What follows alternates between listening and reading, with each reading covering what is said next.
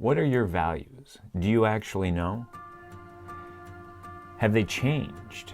Why did they change? Have you ever compromised your values? How did it make you feel? Is complacency a compromise? How much do you value your values? Please drop a comment below and let me know what some of your values are.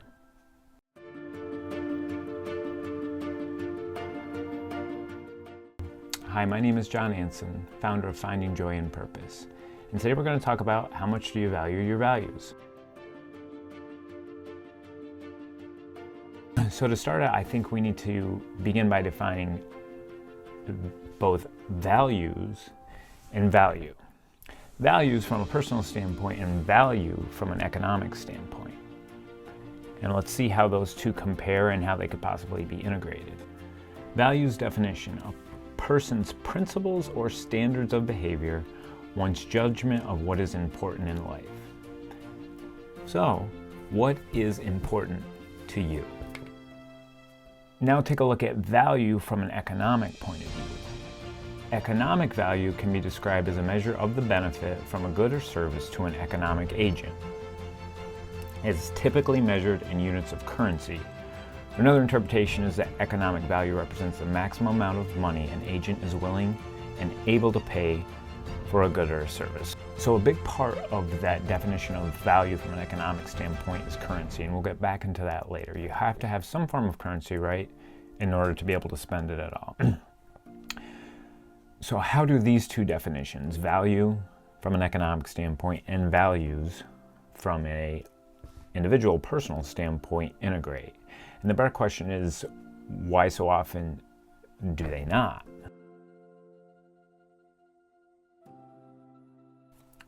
So the first thing you really know is what are your values, right? You know, those eternal truths, those gut feelings, your conscience, what really tells you when you're doing or facing right or wrong, your social surroundings, your religion, if you practice religion, your upbringing, obviously, schooling. There's a variety of different factors that kind of go into molding that. And we'll go into that in further detail in another video, a follow-up to this video later on. But for right now, I think the most important thing to think about is, you know, do you know what your values are? So let's just say for the moment, you have a pretty good idea of what you value most in life. In our daily lives, we are making decisions every moment of the day, whether it's a split-second decision or something that we take some time to mull over for a bit. Regardless, we're constantly making decisions. And the question we really need to ask ourselves is, are the decisions that we arrive at really in line with our values? And if they're not, then why is it that we veer? And I think that the answer really lies in how much we value our values. How valuable are our values to us? Remember the two definitions, value and values from an economic and from a personal standpoint? So from an economic standpoint, when we see a value that's greater than the amount of currency that we have available, we talked about that, to spend on it, what you would call in a transaction environment would be a purchase. A purchase is made. If value is in excess of price and we have disposable income capable of being able to spend at that moment in time, chances are we are going to, a transaction is going to occur.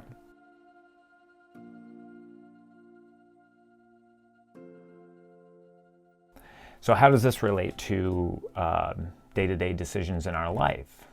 You know, we're not dealing necessarily all the time with actual monetary currency. What are we really dealing with when we talk about our values?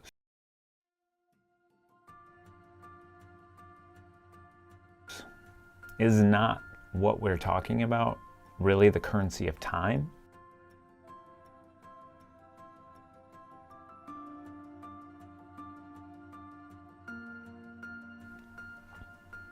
See, we're weighing out how much time is this particular choice going to cost me? correct? But in addition to time, I think the other currency that we're working with really is comfort, is it not? And there perhaps may be a bit of a directly proportional relationship between time and comfort. So oftentimes, when a decision is made where comfort is chosen, subconsciously or consciously, we're making that decision oftentimes in lieu of our values. So to pay with my time at that particular present moment, all outside influences considered, I see or perceive more value in my comfort than I do in my values.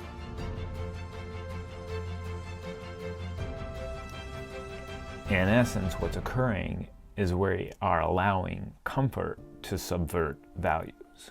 And I think we can start to tease this apart a little bit more with another economic principle called opportunity cost. So what's that? Opportunity cost is the loss of potential gain from other alternatives when one alternative is chosen. An economic example of this is idle cash, right? So if you have X number of dollars and you're keeping it under your mattress, I wish I had that problem, as opposed to putting it in the bank or investing it in real estate or 401k, whatever the case may be, that money is not making any money, so the opportunity cost would be the difference between those two, right? You know, if your money sits underneath the mattress, $1,000 will actually be worth less than $1,000 in a few years because of inflation, but it's not going to grow in value at all, right? Whereas if you put it in other alternative investments, that growth that is potentially there, that difference in those two is what is called opportunity cost. So how does this apply to values value?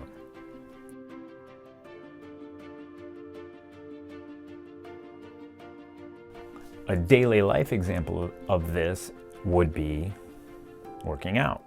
And there's many other different examples that you can apply it to, but I'll go back to working out because it's simple. Actually, you know what? I'll use a different example. And this may seem a bit extreme, but let's just talk about watching television, right? So how often do we sit down after a long day's work or hectic running around and flip through the channels for a half an hour? It happens quite a bit, right? Or we jump on Facebook, we jump on some sort of social media, cruise the internet, whatever the case may be. What if during that half an hour you were to spend time, say if you're a parent, with your daughter studying, helping her do homework? Basically, unbeknownst to yourself, you're really facing that decision every time that you choose not to do that, right? So how does opportunity cost, value, and values work into this? Well, by spending time with your daughter, doing homework, you're building a relationship, right?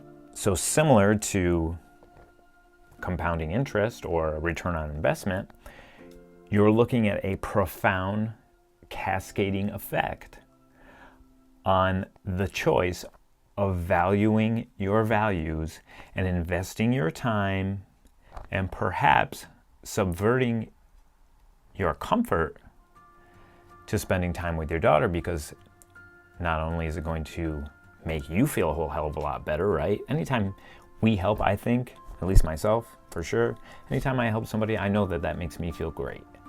So improved health for yourself, a better relationship with your daughter, because she has a good relationship with you, a better relationship with her friends, a better relationship in her future with her husband, with her children. The list can go on and on and on. So what's the opportunity cost in that example? Well, the opportunity cost in that example would be basically, what's the benefit? You're getting some comfort, right? You're getting some comfort out of watching television versus, I would say, to me, the comfort that you get just from the reward of spending that time with your daughter, that euphoria, that good feeling would be about at least at par. And then the opportunity cost is, well, she gets her homework done. She has better relationships with her children. She has better relationships with her peers. You have better relationships in your lives. And it goes on and on and on and on. So quite easy to see where the opportunity cost is in this example.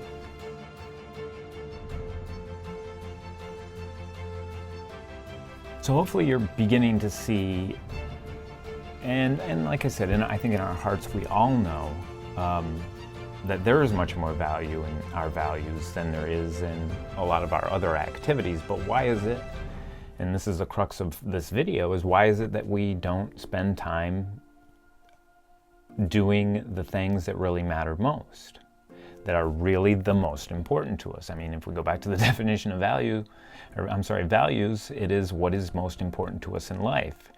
Why are we spending so much time doing things that aren't important to us? And I think there's a couple of different contributing factors that go into that. The first of which is, I simply call it the human factor.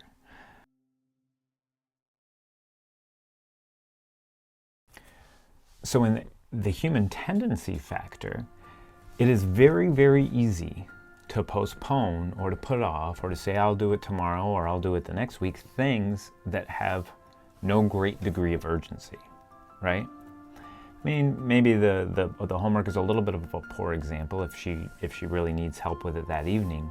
But it could be just as simple as, I like to compare it to working out a lot too. Like, our physical health is of great value. My physical health, is of great value to me. So for me to invest that time, a certain amount of time every week doing that, I have to be willing to exchange my comfort for my values. And I think that's a really easily applicable example of something that people love to put off.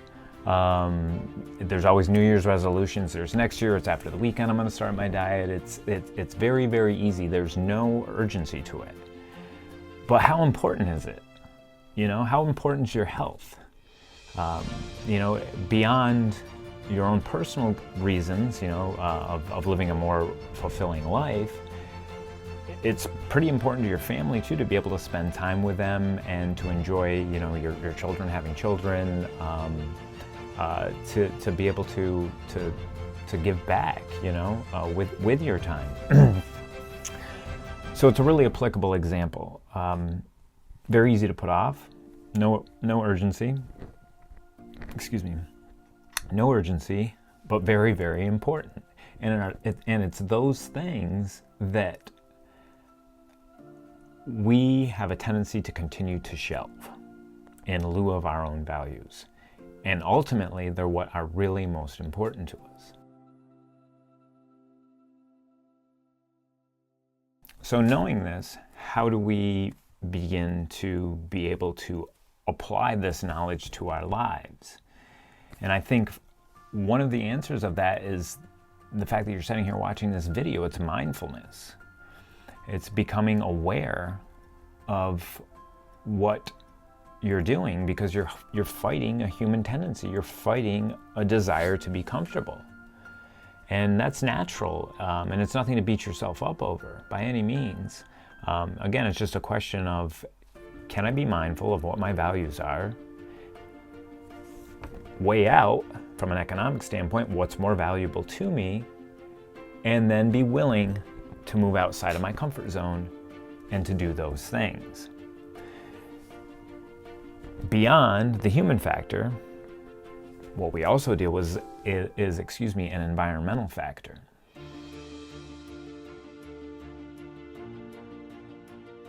We're constantly getting pinged in today's society with a bunch of outside factors, a bunch of external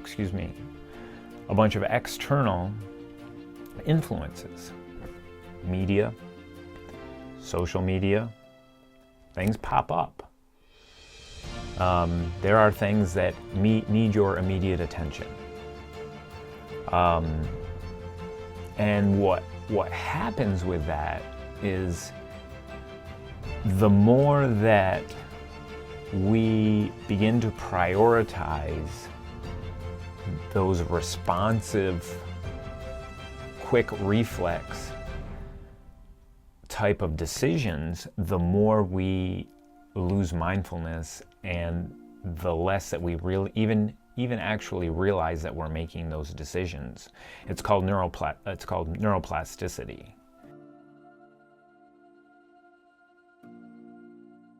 And our brains are, in an effort to be as efficient as possible, rerouting our thought process as quickly as it possibly can to the decisions that we make most frequently. So when these environmental factors, the 750 alerts that you get from Facebook a day, keep pinging you to look at your Facebook account and check, who commented on what, you're being trained. Your brain is being trained to value a reaction over what's really most important to you in your life, and it's feeding on a primal instinct that we have. So to value your values and to be able to make those decisions and to walk that walk is not an easy task, and it is very uncomfortable.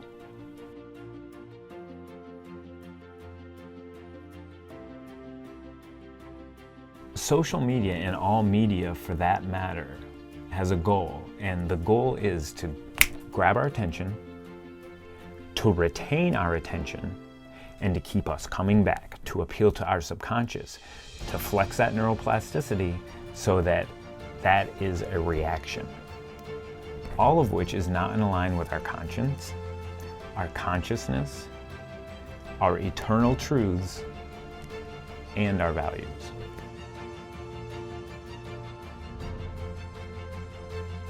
So I keep repeating this, but the question you ultimately have to ask yourself is if your values are more valuable than the activities that you're participating in, you're consistently losing opportunity cost.